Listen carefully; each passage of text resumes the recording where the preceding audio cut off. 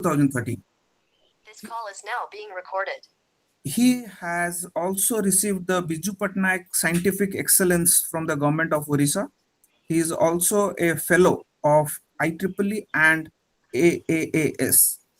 So, Dr. Mohapatra, research interests are in the areas of wireless networks, mobile communication, cybersecurity, and internet protocols. He has published more than 350 papers in reputed conferences and journals on these topics. Dr. Mahapatra's research has been funded through grants from National Science Foundation, US Department of Defense, US Army Research Labs, Intel Corporation, Siemens, Panasonic Technologies, Hewlett Packard, Raytheon, and EMC Corporation. So, with a very concise and brief introduction of our distinguished guest for today, let me welcome him once again to this international webinar series, which is being jointly organized by Department of Computer Science and Engineering with the IEEE student chapter of GIET University. So, over to you, sir. Welcome, sir. Welcome. Thank you very much. That was a very generous introduction. It's certainly my pleasure to have this opportunity to talk to you all. I have never visited the university, but maybe during my next visit, pre-COVID era, I used to visit Bhubaneswar maybe twice or thrice a year, but that hasn't been possible in the current circumstances. So maybe next time. So let me start sharing my screen.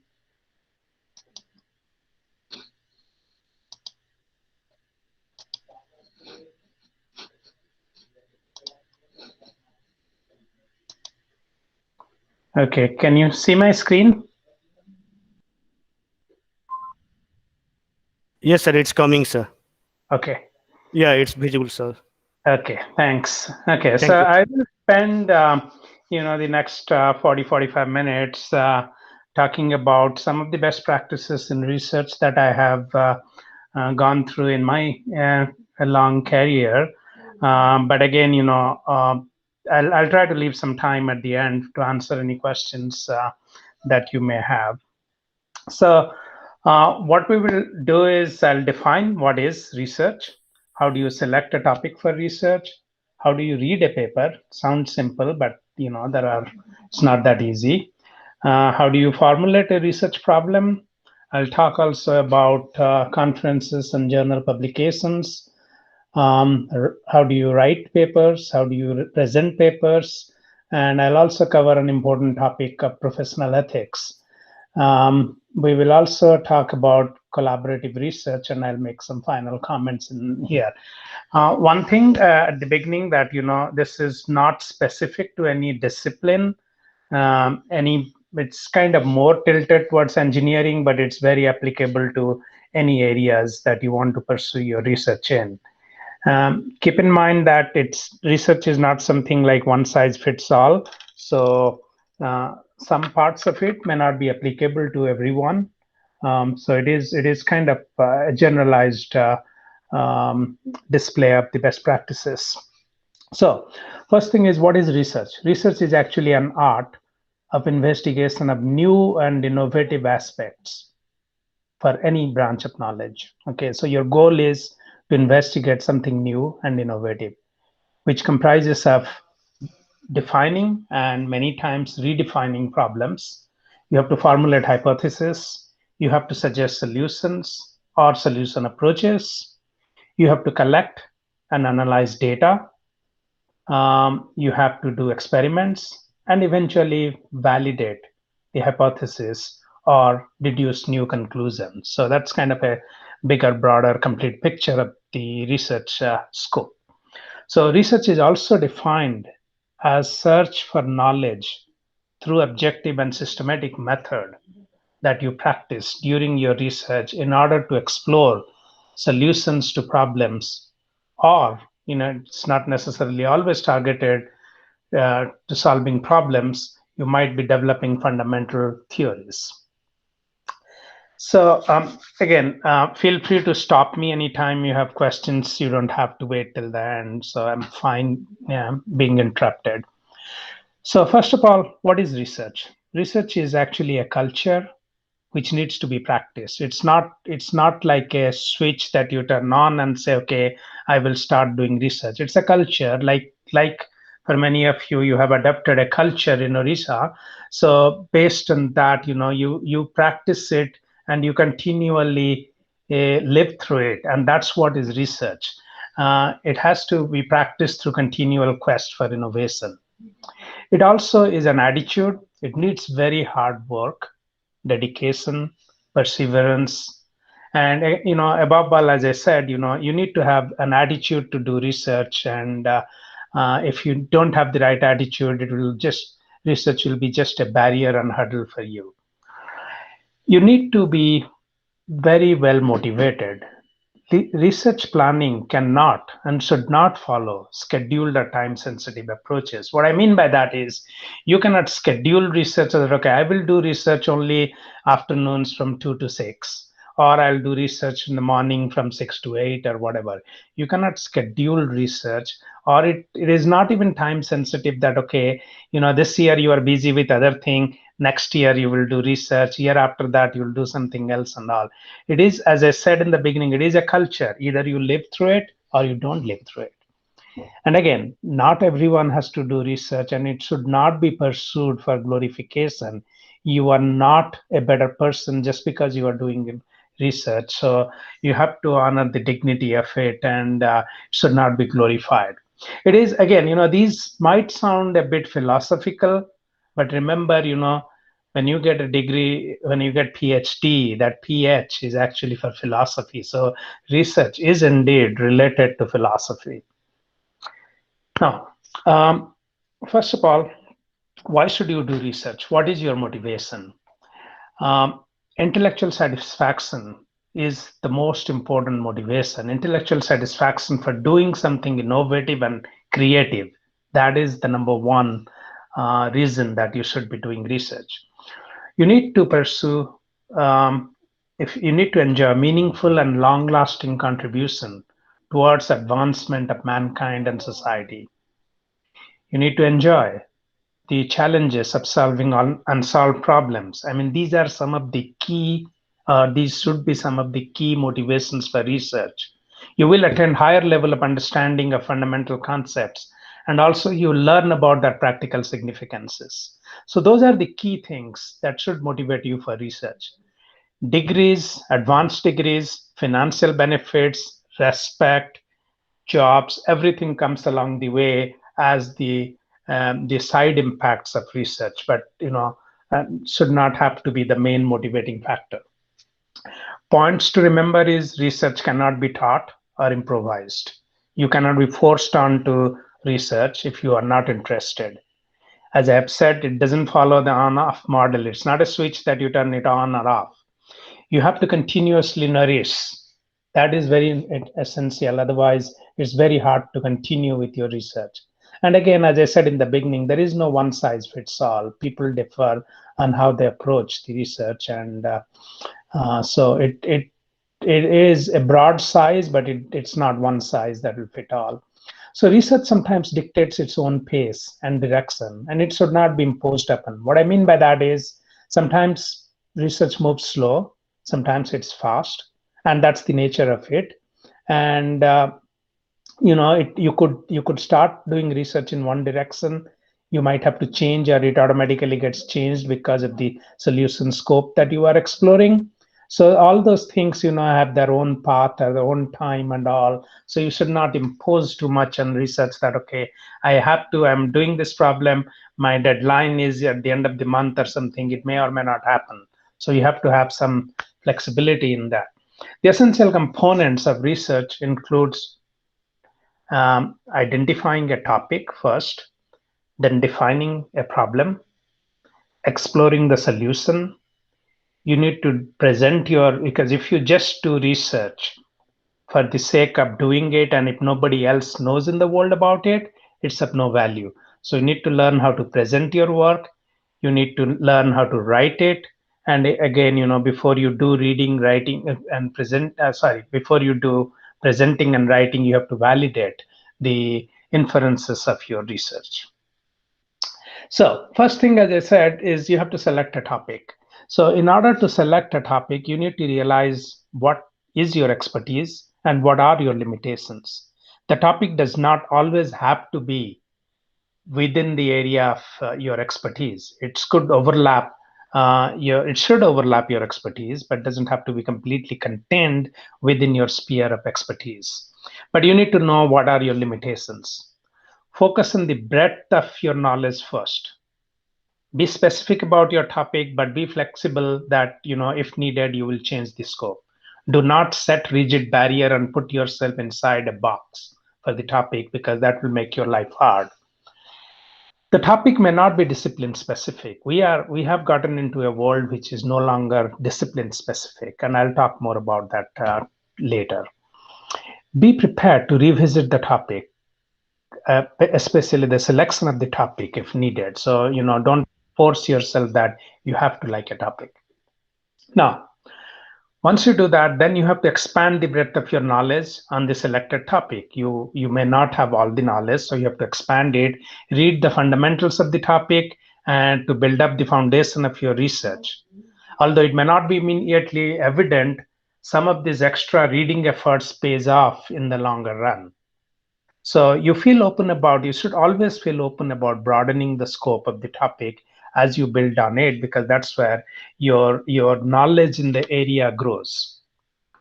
You should have to build a very strong background and foundation in the broad area of the topic, because that will help you in building. It's like, building a monument. So once you have the foundation strong, your monument will be easier to build. You need to have the ideas and the state of the art, all related work. I should have mentioned in the beginning, you should pick a topic that you enjoy. Okay. There could be new topics, there could be old topics, but depending on, what you enjoy working on, you should pick this topic. You need to also envision the future prospect of your intended topic. What is next? You are thinking of a topic which has certain challenges, but as it ends there. So you need to think on the next step on those topics. So that kind of a very high level view of the topic selections. Let me spend some time on, once you decide the topic, then, you are reading or you start reading papers while deciding your topic. So let me talk a little bit about the culture of reading papers. Researchers must read, and they should read a lot of papers. The reason for that is you need to cultivate the knowledge in the area. You need to learn about recent advances, and it helps in creating a good literature survey for any work that you are doing. Again, but keep in mind that all papers that you have identified related to your area, they do not require the same level of attention from your side, and you may not have time to read all the papers that you have identified. So careful selection of the papers, saves you time. One of the things I have preached to my students is use a 3-pass approach, and I'll tell you what that is. First pass is do a quick scan. It helps you decide whether you need to read this paper any further. The second one is you read with great care, where it helps you in grasping the content and helps in summarizing the main thrust of the paper.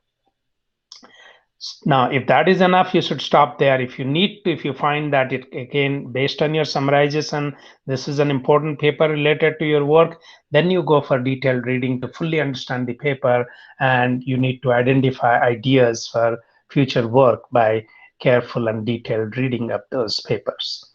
So in the first pass, what I mean by a cursory look is you read the title, abstract, and introduction, and peruse through the sections and subsection headings. That will give you an idea of what the scope of this paper is.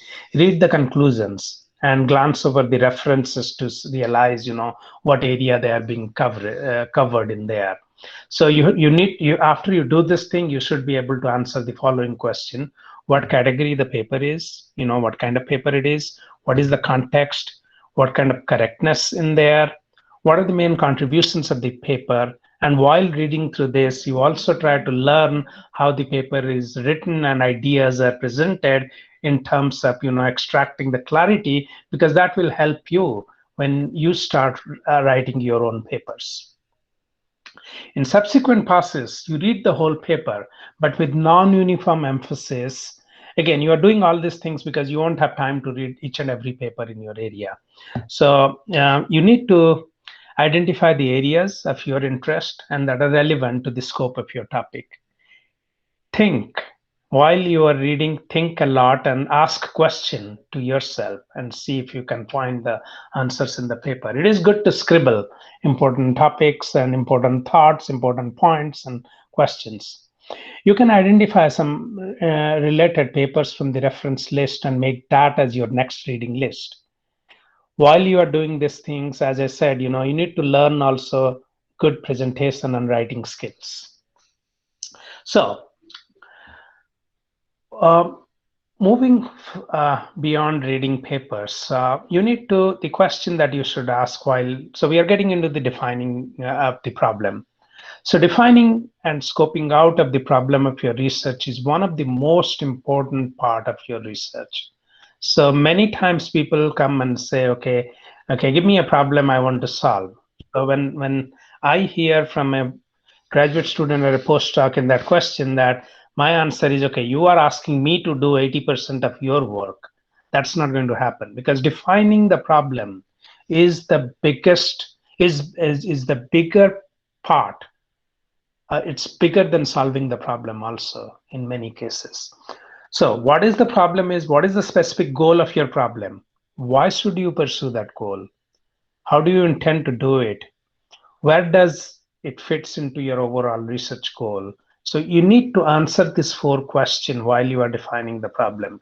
And defining the problem takes time. It usually takes longer duration compared to the time spent in solving the problem. And actually, if you do a good job in defining the problem, part of your solution will be already done. Okay. So you have to formulate the problem, then you have to solve the problem, and you have to disseminate the idea. So there are 3 parts in there. Sometimes people feel that, okay, I will spend 80% of the time in the middle one, the solution effort, then spend a little bit time on defining the problem and then writing it. That's not the right way. You need, these 3 parts are equally important. So you have to spend probably 1/3, 1/3, and 1/3, maybe 50% time on problem formulation, and then the others on solution efforts and dissemination. More often than not, efforts and problem formulation actually guides to solutions. More efforts and problem formulation also opens up other avenues for innovation, because that's when you figure out new challenges and new scope to pursue. Um, Writing and presenting is very important, and it is, you should not neglect this part. The other thing about, while you are defining the problem, is we always try to stay in our comfort zone. We want to pursue research, we want to define a problem in the area that we are in. That is the comfort zone.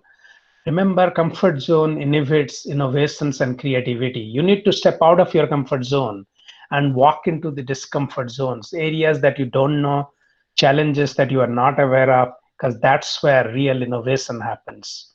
So learn to build bridges and avenues between your comfort zone and your discomfort zone. So that's one aspect. The other aspect that I'll give you with the concept or analogy of trees and forest. So forests, as usually, they can be big, the density could vary. Forest will have a lot of trees. So that's like the areas of your area of research that you are looking at.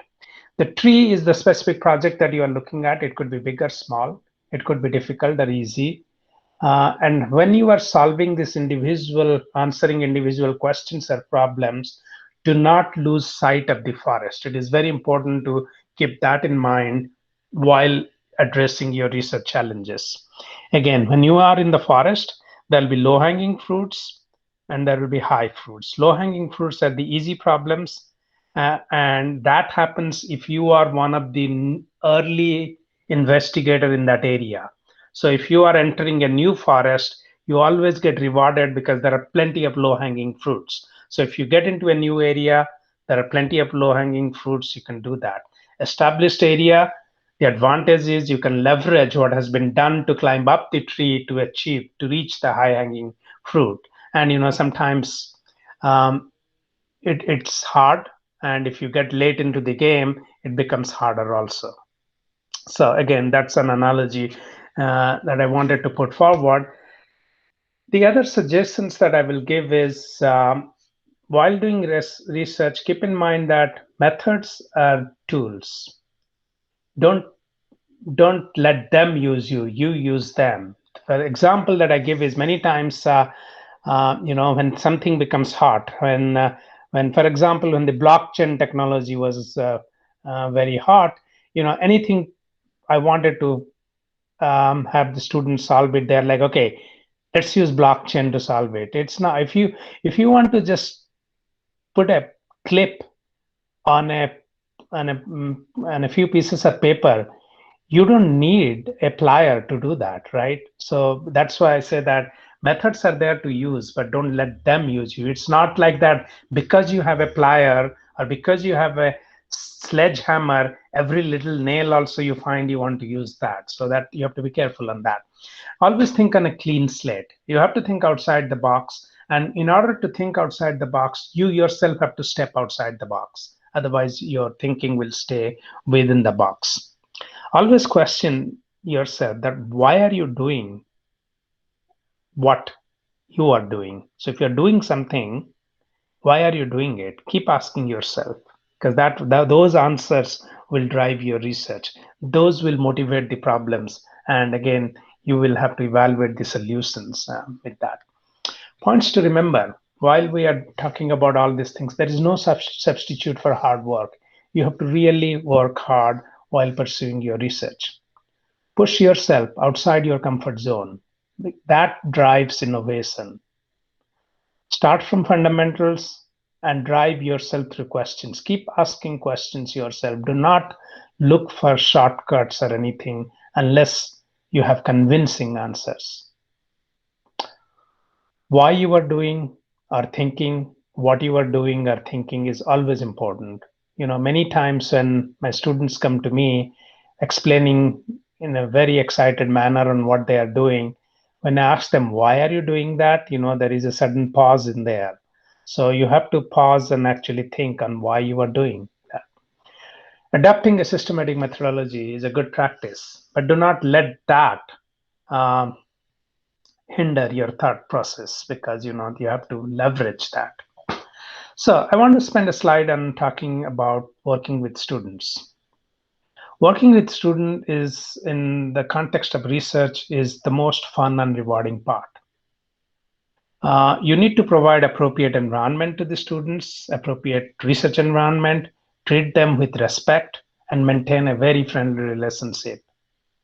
And be mindful that students are students, and you need to be as faculty, you have to be sensitive about their emotional maturity. Their emotional maturity will be nowhere close to your emotional maturity, and you should not expect that. Encourage and build a very positive attitude with them, and spend, more than anything, spend a lot of time with your students, those who are working on your research projects. Okay, let me talk a little bit about conferences and journals. So basically, we are moving on to publications. So try to identify publishers which are highly reputed and which are related to professional societies. Like in computing areas, you have IEEE and ACM. Stay away from the private and self-serving ones. It is a disgrace if you are being asked to pay for publishing anything, and those are really, really low quality publication venues. There are several quality metrics that are used: impact factor, citations, and accessibility to researchers. There will be electronic versions, web-based versions, and all that, but I'll talk a little bit about some of these issues in terms of the quality. So as I said, citation and impact factors are used. Citations define the citations clearly quantify the impact of your paper. That means how many people are, or how many papers are citing your work. However, the quality of paper citing your work also has a role to play. If the papers that are citing your paper are not in the main publication venue, then they are not much of use. Impact factor is used for journals and conferences and is defined as the average number of citation that a paper published in their received. So when you read that a journal has an impact factor of 2, that means at an average, a paper published in that journal is cited by 2 other papers. Impact factors could be misleading if your publication venue are not good. So the way the papers are selected for conferences and journals is they are reviewed by peer researchers who are generally knowledgeable about the problem scope that you are addressing. In addition to recommendations, the reviewers' feedback help improve the quality of papers. Keep in mind that reviewers will not be spending as much time as you want them to. So you have to make your writing clear that just in one reading they get the idea. If the reviewer got it wrong, it implies that you could not convey your message adequately. And again, keep in mind, peer reviewing system is not necessarily always perfect. No one ever said so. However, anything else will be a very distant second. So that's the best model that we have now. Conferences, again, are for quick dissemination of your research ideas.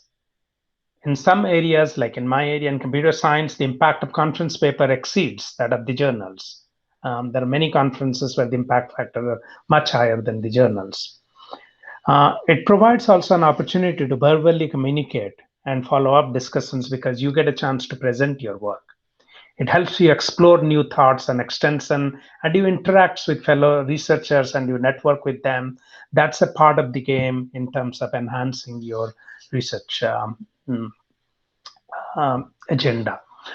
Now, the conference papers are selected based on a program committee, which is chaired by a program chair, and basically, that committee in coordination with the chair selects the paper. The papers are usually sent to 3 or 4 reviewers, and then they get together for a physical or virtual meeting to make the final decisions. And in conferences, the number of accepted papers are always bounded because the space and time availability for presentation is the barrier that puts a fixed number in there. Whereas journals are more archival in nature, the length of the papers are usually longer. There is no limitation on the number of papers that they will accept. The research efforts is expected to be more matured and more rigorous.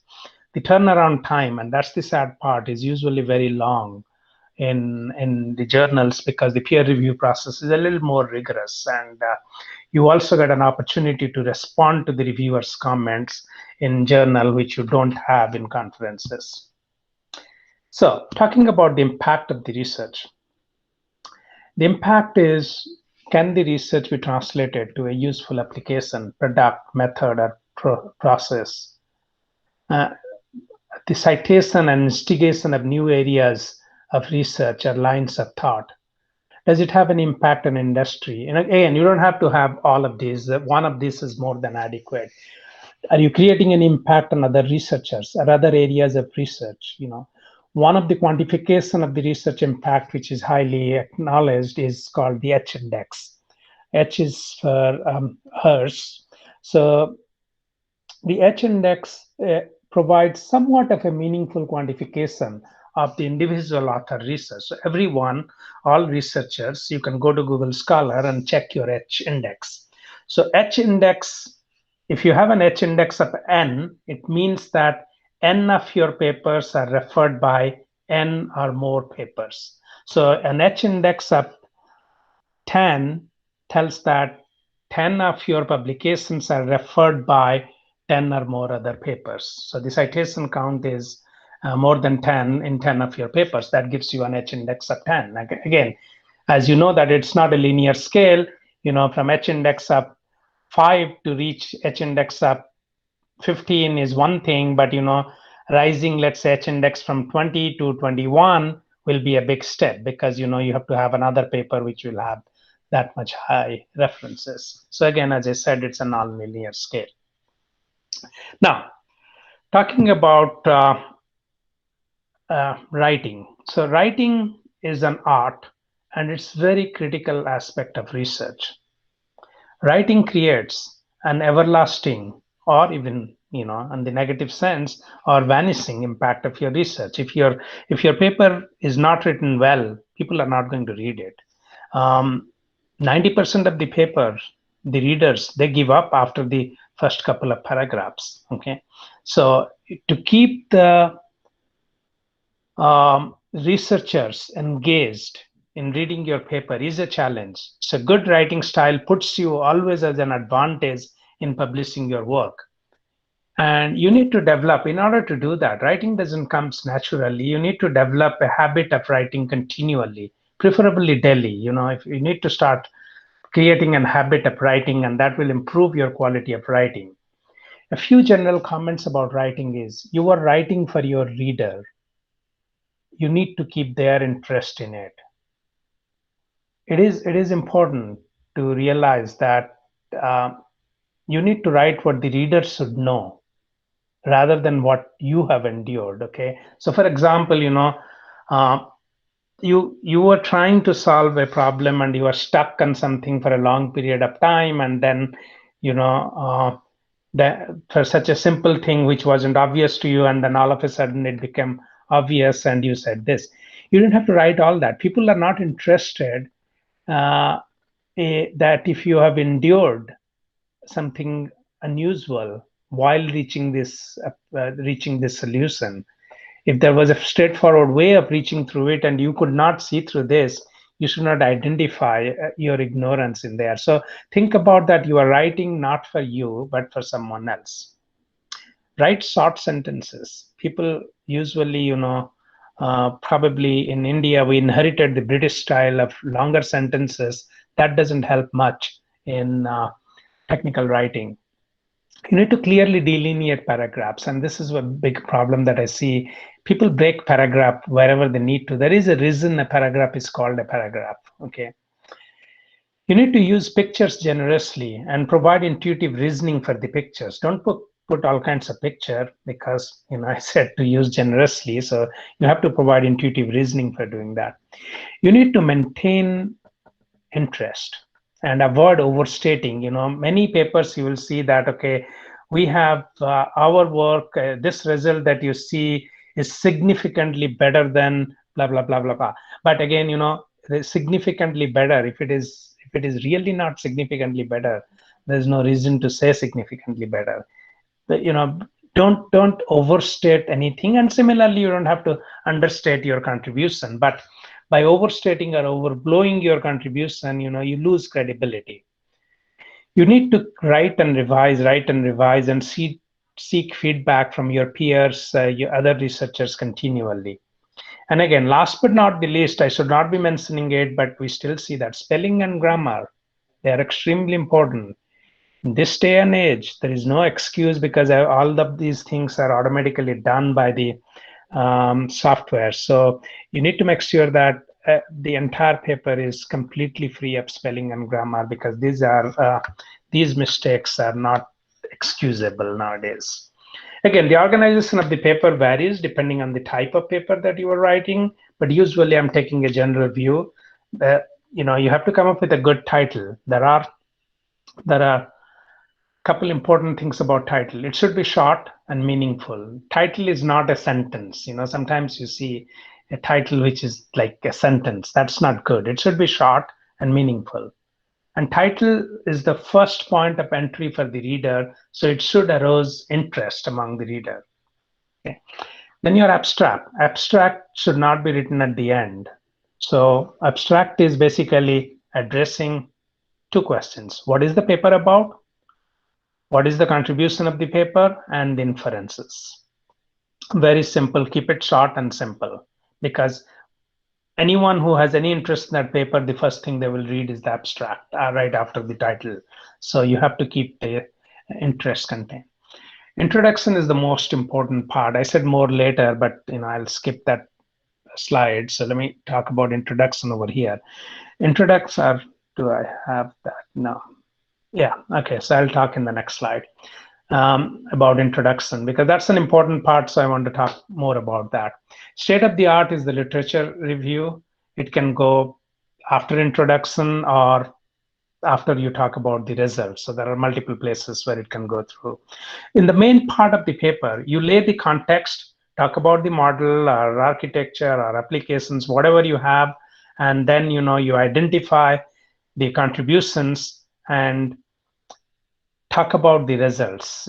So you show the results. Not only in the results part, don't just show the results and leave it as it is. Discuss them and analyze them. If some results are good, say so. If some results are bad, say so, because if you don't, then others will say that.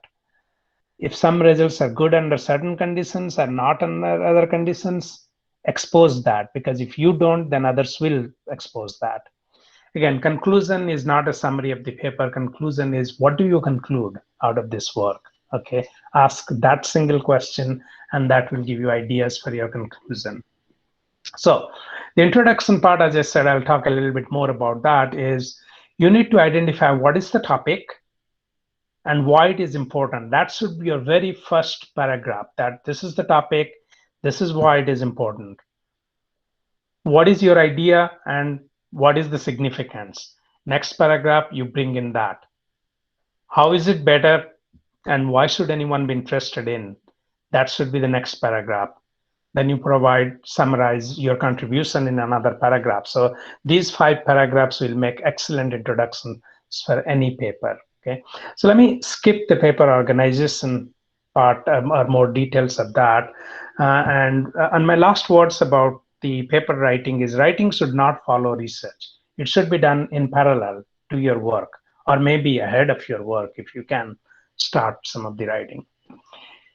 While you are writing, when you have drafts, seek criticism and improve it continually. As I said, focus on short and to the point stories of your work. Think what the reader should be interested in, not what you are interested in.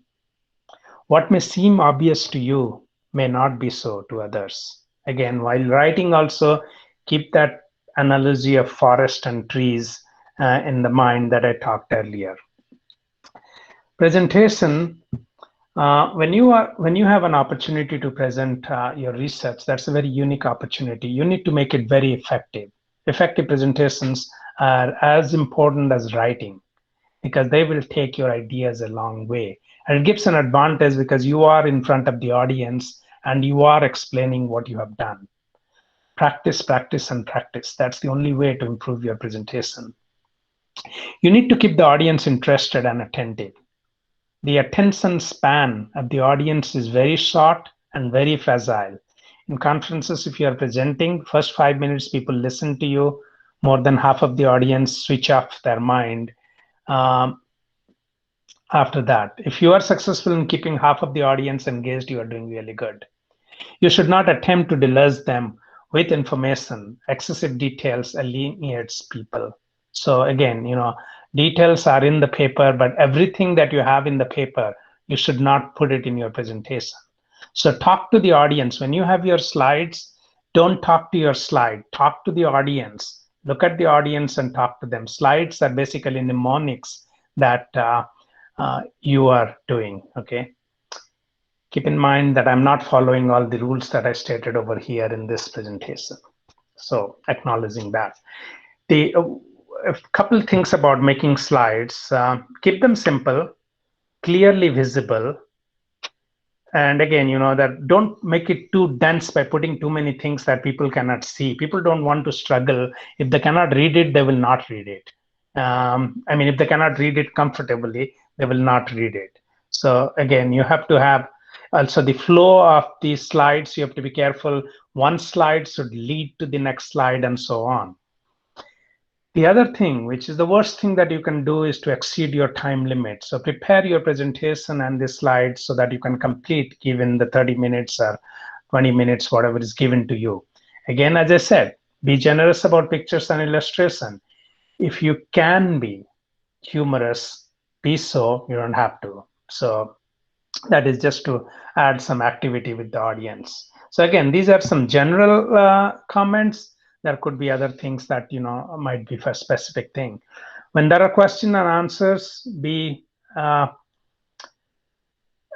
respectable in answering the question. Try to understand the question. Don't jump into answering it. It's okay to admit if you don't know the answer to a question. You can try. You can tell that you will try to respond later. And again, so that's why do not try to avoid any questions or hand wave for any questions, or don't go into criticizing any questions. And when answering the questions, be very specific and succinct in your answer. One of the most important point I want to highlight today, if you don't take anything else from my presentation today, this is one topic I sincerely request you to keep in mind if you want to be a good researcher. That is professional ethics. Professional ethics in the community of researcher is a given assumption that everyone in the research community maintains very high level of professional ethics. Plagiarism should be avoided at all costs. It's just not worth it. Let me tell you why I'm emphasizing this so much. I get the monthly report from the IEEE publications on the plagiarism list. You know, if you are found plagiarizing anything, then you are suspended for a 5 years period, blah, blah, blah. And also there are different types of punishment system that they have created. At any given month, if I pick up the list and if I plot it, the plagiarism cases on the y-axis and the countries on the x-axis, India is always number one. If I take the number of plagiarism cases in research in India, compare it with the rest of the world, including China, India still beats that. It is so much ahead in this area. This is an area where we should be ashamed of being so much ahead. So plagiarism is so prevalent, and this is a known thing. So it's create a lot of negative attitudes toward researchers from Indian community. And if you can help to improve that, I would strongly advise you to do so. Any contributions, sources of information, you are always welcome to use as long as they are fully acknowledged. Claims the credit that you truly deserve, and anything you don't deserve, you have to acknowledge that. Okay, I will skip the multiple authorship issues. So again, I want to repeat, avoid plagiarism at all cost. It is okay to use ideas and thoughts from other papers as long as you refer them or acknowledge them. Do not cut and paste in the context of related work, even if you are referring to that work. Even if you have your own paper in the past, do not cut and paste in that. Leads to self-plagiarism. Again, plagiarism creates a lifelong impact of negative in the research community. Your name forever stays in the blacklist in the mind of people. So it is just not worth it. You rather not publish rather than publishing a plagiarized paper. So in ethics, don't compromise anything. Okay, it's just not worth it. For those of you who are faculty, you should be role model for your students. For students, you should be role models for your peers. You need to share information, share knowledge, share skills, and however, there should be proper acknowledgement, which is essential. Create an environment where ethics is not an imposition, but a norm. Okay. So, when it's been many years when I have taught classes, but when I was teaching my advanced graduate level class, I never stayed after in the exams. If it was a written exam, I never stayed, waiting for 2 hours for the students to write the solutions. I'll give the questions, then I'll go back to my office. I'll say, whenever you guys are done, one of you collect it and bring it and give it to me. Because the environment that I had created, I was guaranteed that they will maintain high level of ethics and they will work on their solution by themselves. Okay, because the reward structure was not in getting the correct answer. The reward structure was also different, but the penalty for not maintaining ethics was something which was, lost career opportunity for your entire life. So it is that important to create a high ethical value in your research enterprise. Quickly, I want to leave some time. So let me quickly mention multidisciplinary research is becoming very important. So a few things about multidisciplinary research is you have to exploit complementary strength that will match the needs of multiple scopes. You need to learn to share and leverage expertise and understand the problem scope while you are working together. So in collaborative research, you address multidisciplinary problems. In your team, leadership is a key part, but again, team composition is very important. In the chemistry that you work together, that is very important. And again, in terms of collaborations, you have to organically grow it. And keep in mind another thing which I may not have written over here: collaboration does not mean equal sharing of load. Forget about it, that never happens. Collaboration means providing complementary strength, which in most cases is not same as equal sharing of load. Similarly, industry collaboration part, I will skip that part. I want to end my talk with 2 slides by emphasizing research is a journey. Enjoy always the fun part of research and take things lightly. Don't get overwhelmed with it.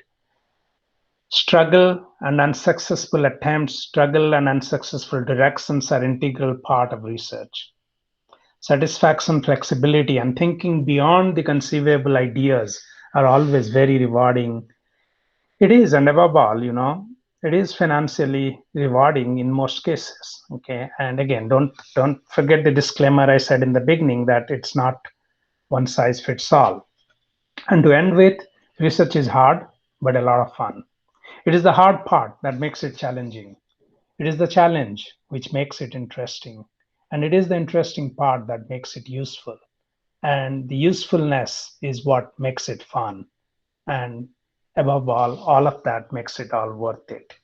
So with that, I will stop and I will stop sharing and answer any questions that you all have. Yeah, many thanks. Thank you, sir. Thanks a lot. Before I will move to the participant for their question and answer, I will right now I'm inviting our chairman, IEEE Bhubaneswar subsection chairman, Professor A.K. Tripathi sir. He will with us. Professor Tripathi sir, over to you. Thank you so much. Actually, I'm sorry I couldn't be in the first 5 minutes of the talk because of some Yeah, please. network problem. No issue, Hello, sir. No Dr. issue. Mohapatra. It was a wonderful talk. I have heard such talks before, but not in such a coherent manner and so explicitly and so nicely presented. Thank you, Mohapatra. I think that makes sense why you are so much of a personality today in this field and why you have so many feathers in your cap. And wonderful. I think you have brought out such nice issues and research that many research people who are very confused in the beginning and first few years, almost driving themselves to commit suicide and all that, they will learn a few things from here. You said that you spend more time in problem identification and the definition of your problem and in reading references than actually jumping into writing something and pushing it into some open journals and getting some publications to get your PhD.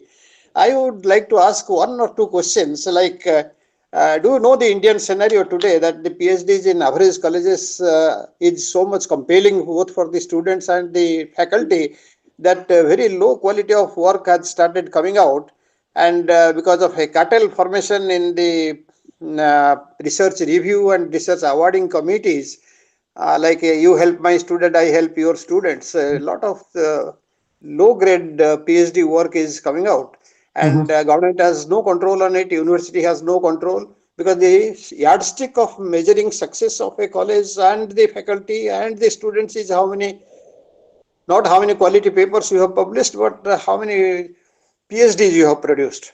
And your increment, your everything depends on the PhD. That is one thing on which I want your comment, number one.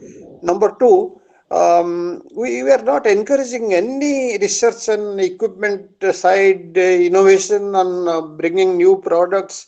Nobody gets a PhD for solving a site problem in an outstanding manner or introducing automation in the industry or bringing some kind of a production increase in investing on areas where a lot of research has gone, but it is not publishable.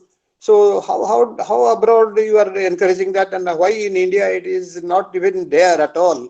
So these two, then maybe I will ask one more questions. Can you refer to this?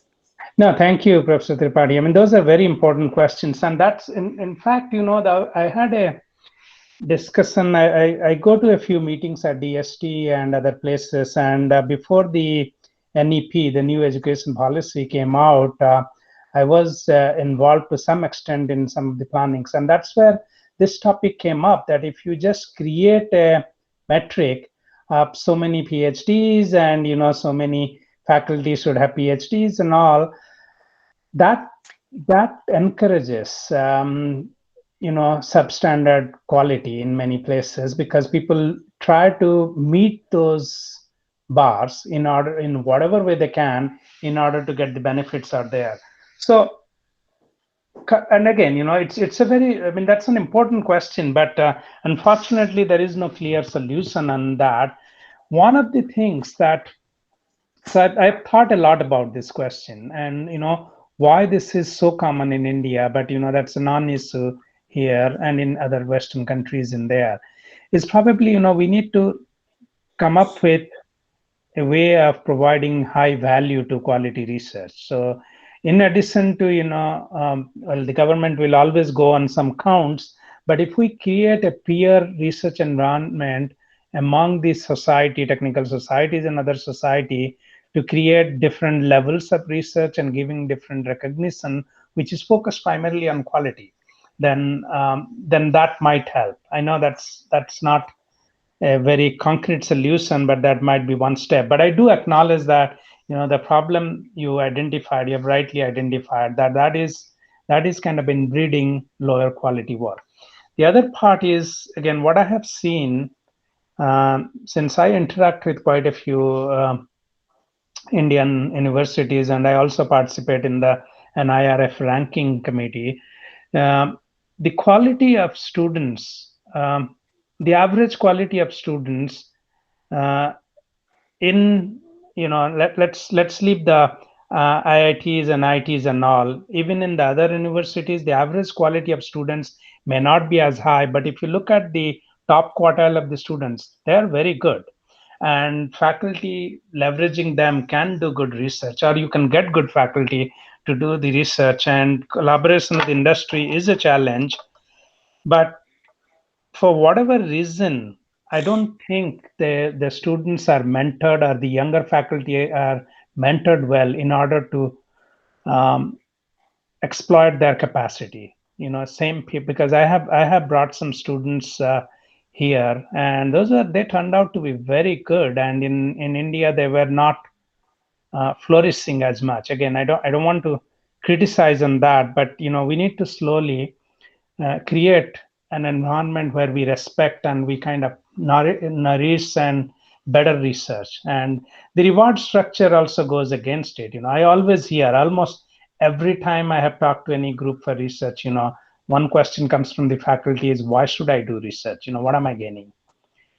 Unless that question is answered well, it is very difficult to proceed forward on research. Well, thank you so much. And one thing on funding in India, I think many IITs are overfunded. In fact, they don't know what to do with the money they get from so many sources. Still, Department of Science and Technology, in which I am also one of the reviewers, and we trust that the private parties who get funded misuse it, or there may not be good auditing. So we really turn down the good proposals coming from private companies and private institutes.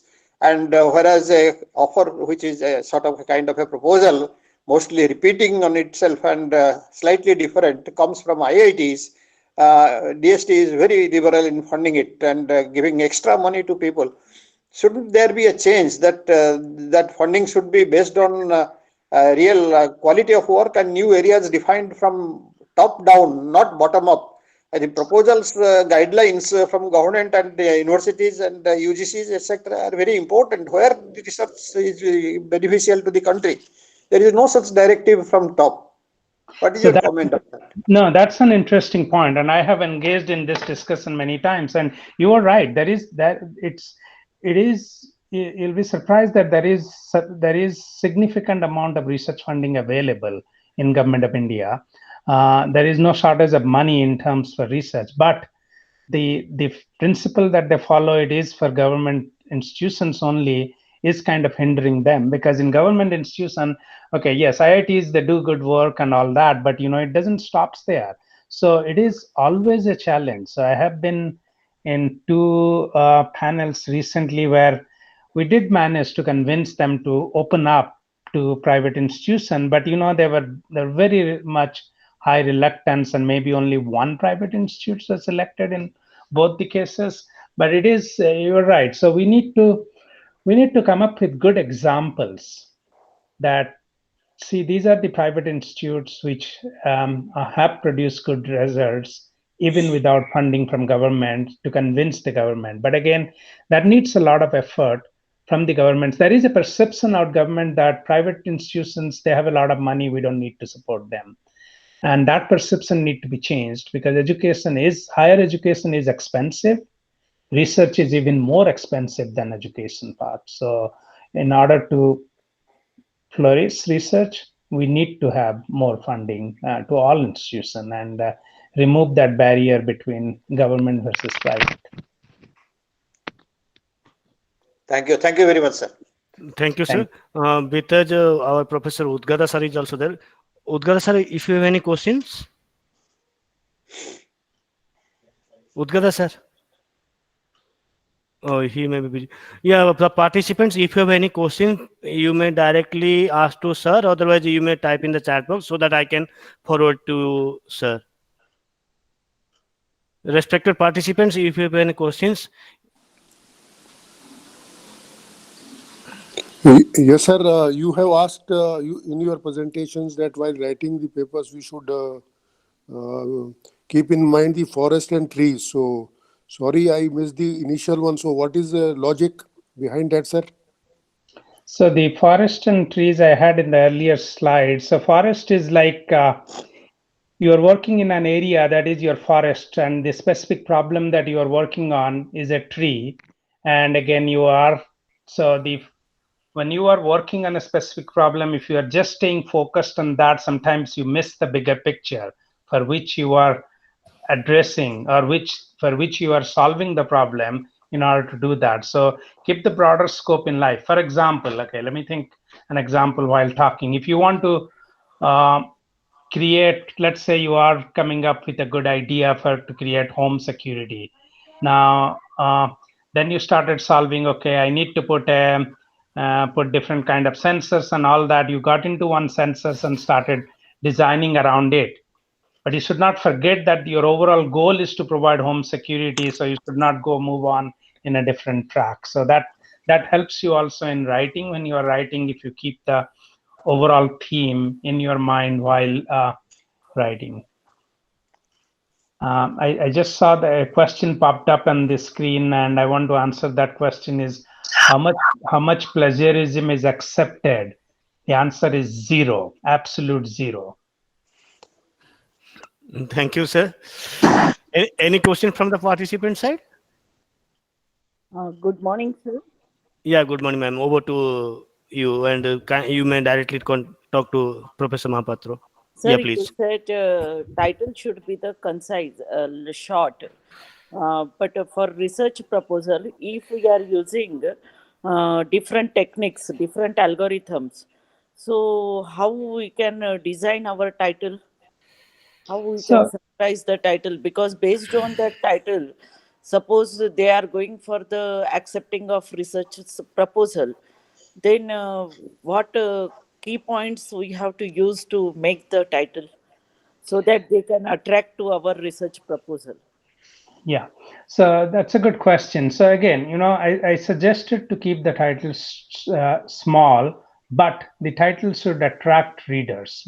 So one way to do that, again, let me make a disclaimer. No proposals or paper gets accepted based on the title only. There are other things, but title is a good first step. Ask yourself, if somebody wants to look up your research, they will, in today's world, what will they do? They will do a Google search to find it. What are the keywords to which your research is answering? What are the keywords for which you would want your research should be read. Once you identify those, then stitch again. As I mentioned earlier, title is not a sentence. It could be a broken connection of phrase. So once you have that, that will help you in creating your title. Making it too long, the downside of that is in the electronic world, if the size is too long, it gets truncated in many of the electronic publications, as a result of which you might miss some keywords that you need to have in the title. Sir, other one question, if you permit. What Yeah. are the key points we have to main concentrate to accept our proposal? Either it may be in RPS or DST or some other collaborative organization. What we have to main concentrate, even if our idea is good. And I am basically from the computer science department, and what we have to main focus on that, because number of times we are not making the model as a physical models. So what we have to think about that is so that our proposal 99% should be the accepted. Yeah, so that's a good question. So proposals are different than technical papers. In proposals, you know, I'll tell you in most cases what happens in the reviewer's mind. The reviewers start reading your proposal, and usually in the back of their mind, and this is not a standard rule, but it happens all the time. You can talk to any reviewers. If they are truthful in their evaluation, when they're reading your proposal, after going through your introduction and maybe a page later, in the back of their mind, the decision is made. They keep reading the paper and justifying the decision that they made earlier. So if they decided to accept the proposal, they look at positive things in your proposal to justify their reasoning for acceptance. Same thing is for the other way around. So it is extremely critical on how you present your proposal in the beginning. First thing is, what is, you have to be very upfront. You don't have to beat around the bush at all. You have to be very upfront. What is it that you are proposing? Okay, why this is an important thing, and what it will contribute so that this idea is worth spending money on. So if you stay focused on answering this question, so the difference in papers are, you have to justify that you have done that work and you have to show everything. In proposals, that bar is, you have to show some initial work, but you are proposing something. If you have done it already, then why are you proposing? You don't need any money to do it. So in proposal, you basically have to really be far out in thinking the real idea and the real novelty of the idea.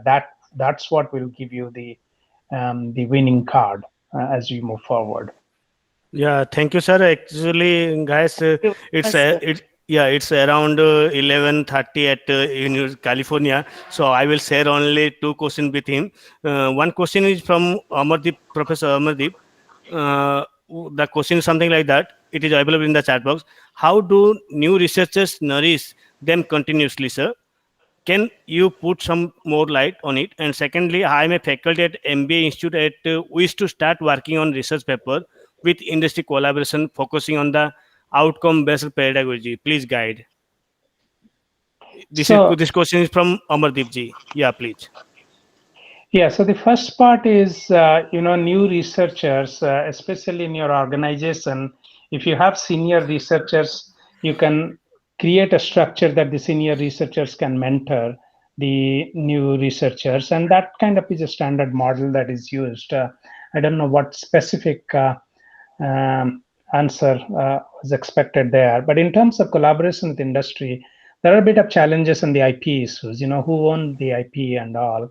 So those should be negotiated right from the very beginning between the institution and the industry. And again, industry should not use university just for hired hands, but more for intellectual contributions. And in most cases, the IP should be leveraged by the university, or maybe some kind of IP sharing can be worked out between the university and the institution. Okay, sir. One last question, sir. In in few cases, why guides are not guiding their students properly, and also journal or conference papers, which one should we use for studying?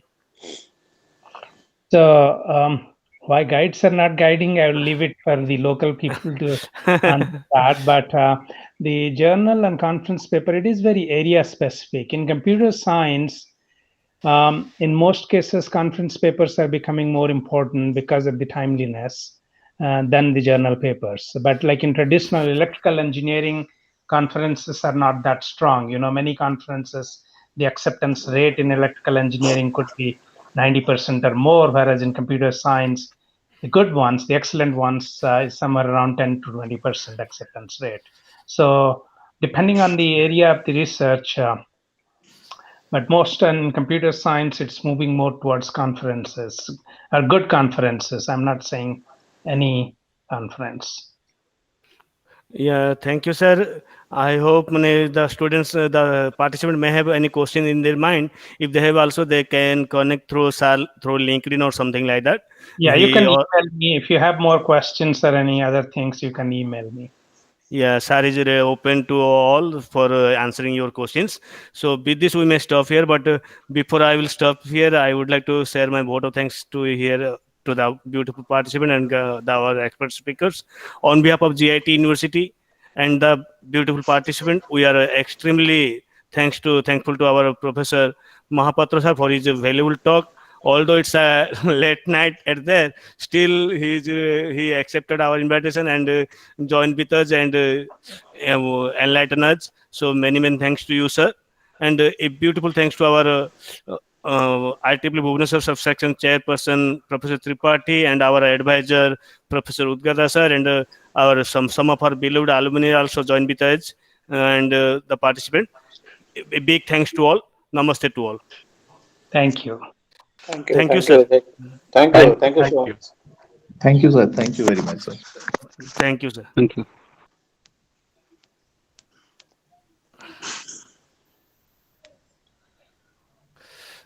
Tripathi sir, you may leave. Yeah, I think. Thank you. Yeah, thank you, sir. Namaskar, sir. Thank you, Bridget, sir. Thank you, sir. Namaste to all. Namaste to all. Sir, can we visit these lectures later on also? Is the recording available? Sir, he already mentioned that if anybody is having any question, they may directly, please. Okay, sir. No, I'm asking about the lectures now. If you want to listen again. I will take his permission. If he will ready to, then definitely I will share with you. One, I will ask for his slides. Okay, sir. Thank you.